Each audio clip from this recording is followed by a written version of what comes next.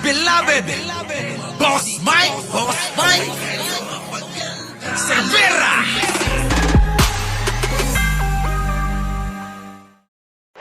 Yon, magandang umaga, magandang hapon at magandang gabi sa amandako ng mundo. Naroon kayo. Siyempre, magandang buhay na rin para sa ating lahat mga kababayan. Siyempre, kasama ko ang ating bisita, dalawa. Hindi na ho sila isa. Si Dr. Alec Guerrero at isang bagets, bata, insan, estudyante, na taga Sambeda. Nako, si Lord Tristan. At syempre, yung aking pinsan, wala nang iba kundi si Takeru Miyamoto Yun, na hello. loyalista ni Martin Romualdez. Good evening po sa inyo lahat. Magandang gabi. O, bati muna kayong Kayong dalawa. Good evening po. Anong good evening po? Ay, good afternoon. Siyempre, batiin mo sila ng doktora. Pakilala mo yung sarili mo. Ano ka nga ba sa larangan? Ganon, di ba? Ako po si Dr. Alec Guerrero. Yan. Part-time na cosmetic surgeon. Yan. Part-time politiko.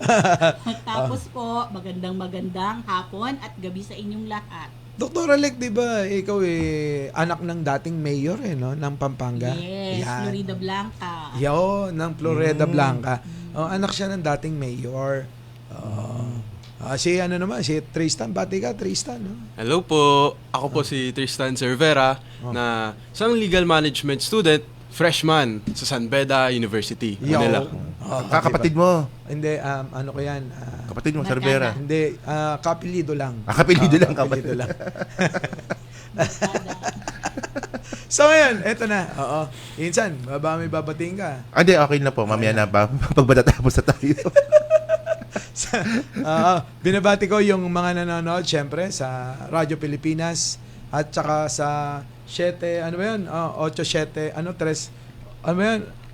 7, 3, 8. Yan. 7, 3, 8. Yun, no? Nanonood din. At sa, meron pa, sa TV, napapanood din po tayo. Sabayan yan na napapanood tayo. So ngayon, insan umpisa mo na. Ayun, sige. Siguro yung una muna natin pag-uusapan ngayon. Kasi ito yung nag-trending talaga. Actually, ang daming trending ngayong linggo, no? Halos lahat kay Sara Tama. Sa ano ba, yung plunder case ba muna o yung kay Ramil Madriaga? Actually, sabay yan Okay. di ba? Ay, hindi. Nauna yung... Magkaiba yan. Kasi yung kay Ramil Madriaga, ang sinasabi niya nga, no? Ito matindi to kasi meron kanalaman daw dito si Harry Roque, kaya nagkaaway sila. So, involved na naman si Harry Roque. Pero si Harry Roque tinatanggi siya na hindi daw kilala. Kaya daw, sabi daw ni Sara, di ba sabi nga pumunta nga si Sara doon sa kulungan. Oo. Ayun na nga, sinagot yan. At kasi tinatanggi na hindi kilala, hindi ka ano-ano, hindi man lang daw. Maraming mga hindi. Pero ang ending, sinagot ng kampo ni Madriaga na pumunta nga yan dito na inaalok ako para pag-aralin yung mga anak ko dahil nakakulong nga ako. Yun. Baka pa mamaraan. Pero yung malupit dito, Ma'am tsaka Sir, no? Nagkaroon kagad ng smear campaign dito kay Madriaga na biglang hindi na raw siya PSG, natanggi na PSG. Tapos, ito yung malupit kay Daryl Yap. Sabi ni Daryl Yap na sinabi daw ni Ramil Madriaga na magkaklase sila ni Sara sa law school. Wala naman sinabing ganun sa affidavit. Yun nga. Di ba? Ito na nga ngayon. So, gumagawa na sila ng mga fake news, Doktora at Tristan, gumagawa sila ng mga fake news na para siraan yung witness na nagpapakilalang kilala daw niya si Sara, naging bagman ni Sara, at tinuturo na sa mga panahon ng mga eleksyon, nakinabang si Sara sa pera ng pogo, sa pera ng droga, na di ba yan nga yung kampanya ng tatay niya, na ayaw sa droga, galit sa droga, pero nakikinabang pala. Ano masasabi niyo dyan? Kasi ang mahirap kasi dyan, since lumalabas na yung mga dati nilang kakampi na bumabaliktad na ngayon na talagang pinapatutuon nila na naging bagman sila. Diba may chismis pa nga na naging boyfriend yung isa. O ngayon... boyfriend. Ano yun, Doktora? Showbiz yan Nagulat ako. Hindi masyadong clear sa akin pero parang... Hindi ba yan yung Sami Uy? Parang ganun. Parang ang kwento ata pero hindi ko... Naging sila daw? Naging sila. Parang Talaga? siya ata ang pinabibigyan ng pera. So, grabe naman pala. Siya yung naka-deposit dun sa joint account nila ni... Sami, uy. Oh, Shami, Parang uy. Ang ganon. dami naman nagiging Pero karelasyon ni doktora, Sarah. di ba, napansin nyo, di ba? Itong mga sinasabi ni Rabin Madriaga, narinig na natin yan eh. Sa Quadcom pa lang narinig na natin yan eh. Correct. So, confirmation ito ng mga hearing dati sa Congress eh. Yes. So, dahil nga dito, no, mukhang sinabi ata ngayon ni Benny Abante na imbestigahan to ulit. So, ang tanong ba, tingin nyo ba magkakaroon kaya ng investigasyon kaya ito sa ano? Kasi, O dapat lang ba talaga imbestigahan ulit? feeling ko meron kasi iba yung political will ng ating presidente ngayon. Kasi doon talaga yan makikita eh. So, kumbaga, wala siyang sinisino-sino ngayon. So, kung may mali kang ginawa, tatamaan ka talaga. At kung wala ka namang ginawang mali, hindi ka naman masasaktan eh. Ang problema, may ginawa silang mali. Sabi nila, Doktoro, pinoprotektan daw niya yung pinsan niya eh. Si Martin Romualdez Tatanong natin eh. kay Takero. Hindi talaga.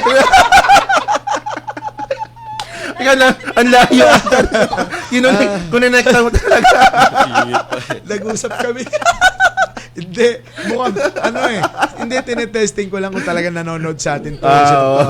Pero mukhang nanonood. Alam niya rin eh, no? Alam niya.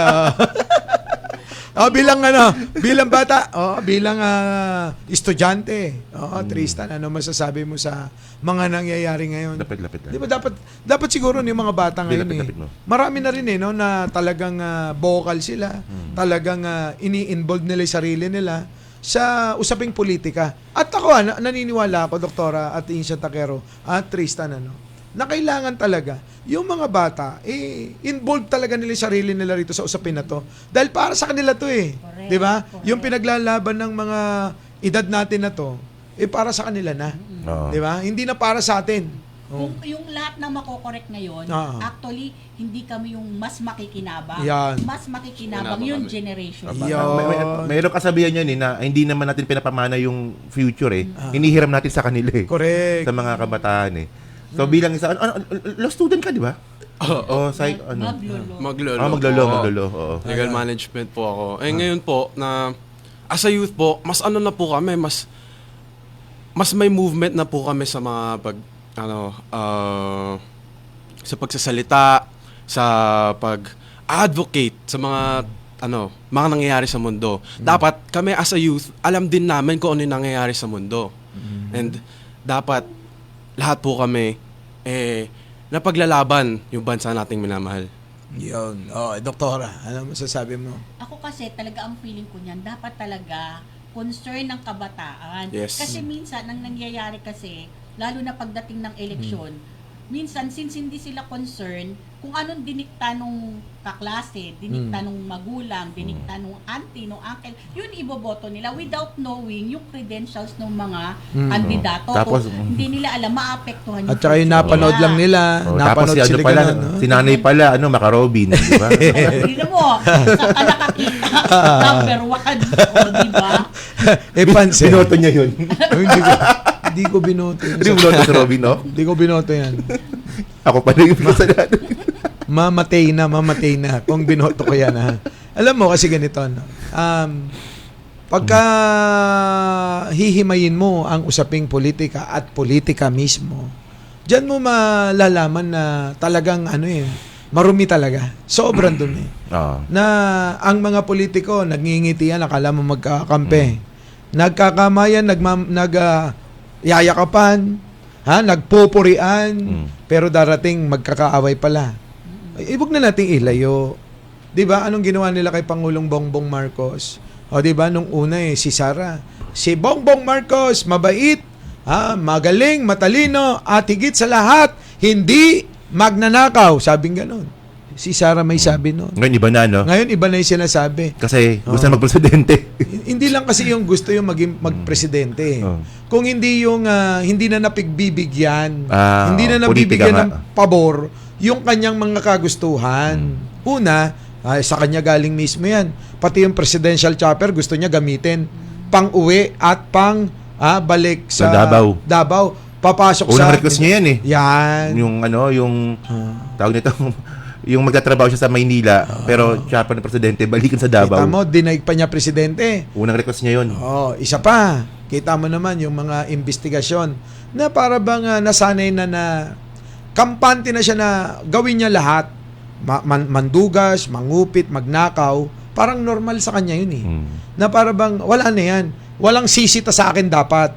Eh, hindi naman po pwedeng ganon. Maaring sa Davao, pwede yung ginawa niya na walang sisita kasi sila ang hari at reyna doon eh. Pero sa national, iba na yan. Iba, maraming mata kasi. Oo, marami ng mga mata na nakatingin at marami ng mga naghahangad sa pwesto mong yan.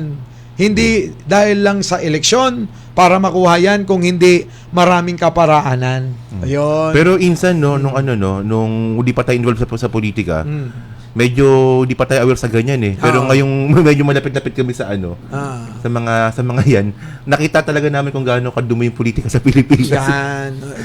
Marami kaming alam na hindi natin pwedeng i-public kasi naku, kung alam nyo lang talaga, matindi talaga. Correct. Parang sinasabi ni Takero, kung malalaman nyo lang, talagang totoo naman sinasabi ni Insan Mike ko eh. Teka. Puntahan natin to. Sa totoo lang. Yung boyfriend ba? Oo. Boyfriend? Yung sabi nila. Concern ako sa boyfriend. Oo nga eh, doktora. Di ko talaga alam na may boyfriend si Sarah na. Kasi una, basketball player. Oo. Tapos meron pa yung babae, si Jagger. Oo. Di ba? Yung mixing book na babae, Tibu daw. Ngayon naman, sabi, uy naman ngayon. Nabasa ko lang eh. Nabasa niya naman. Kanina. vlog. Talaga. Nabasa ko sa mga sa mga Facebook na may entry lang na gano'n. O kasi parang parang daming nai-involve man. Ano ba, Makati ba si Sarah, ganon? Tapos may... Baka may allergy. May allergy. Doktora, ikaw nakakaalam. Ay, teka. Si doktora dapat nakakaalam nun.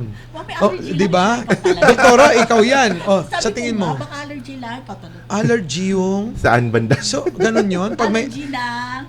Pag may allergy... Walang jowa, nag-allergy. Nangangate. So, ganun... May ganun Oo, ba? yan, pumahanap ako na. Nakahansit siya ngayon. Andali, teka muna. Mayroon pa tayong tatlong... Pinapasubo mo ako. Hindi.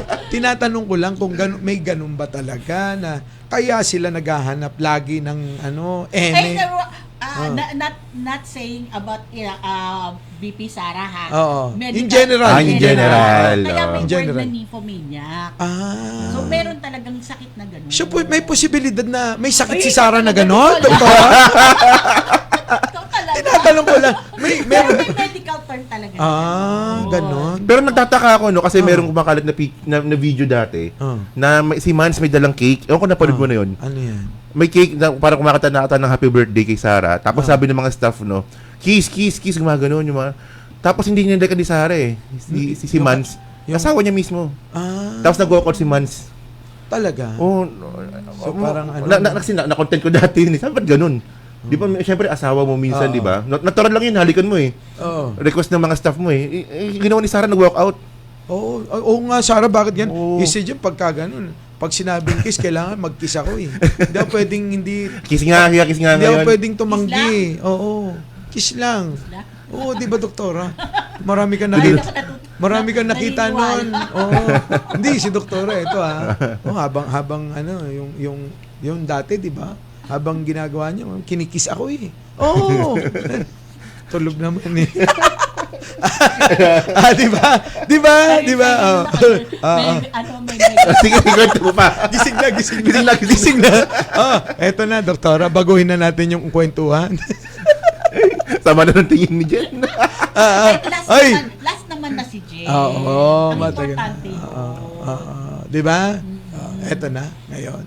Ang problema si Sarah ba ito makukulong dahil sinampanan ng Yung nga kaso. pala, no? Di ba? Blunder case. Plunder case Oh. walang piyansa yan, insan, Yun nga, no, Oo. 513. Di ba? Walang piyansa yan. Hmm. Pero,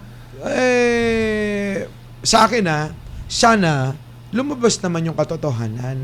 Kung yan gawa-gawa lang ba, tingin ko hindi Kasi wala namang kinalaman ng gobyerno Kaya sabi ng ni Sarah, panggigipit daw sa kanya ng gobyerno. Kung makikita mo yung mga nagdidemanda, hindi naman taga-taga gobyerno. Si Clary G. Si Diba? Sheila Magno. Shelo Magno. Si Father. Father Plaby. Si Mother. Oh. Si Lolo at si Lola. Anong kinalaman nun sa gobyerno? Pero dapat Diba? ma-realize niya na yung kinuha niyang pera, if ever, Ah. is sa gobyerno. Oo. So, tama lang na akusahan siya ng issue siya ng government kasi pera yun ng gobyerno. gobyerno. Correct. Pero, doktora, Question yun. pero bago natin na ituloy yan, Reserve mo yan. meron ka, i-reserve mo yung sagot mo dyan. At ikaw Lord Tristan, dapat mag-ready ka ng mga sagot dito, ha? Oo, tsaka tanong. Babalik tayo dahil mayroon tayong mga paalala na dapat malaman ng mga kababayan natin manonood. Babalik po kami, makaraan ng isang sandali. Our beloved Boss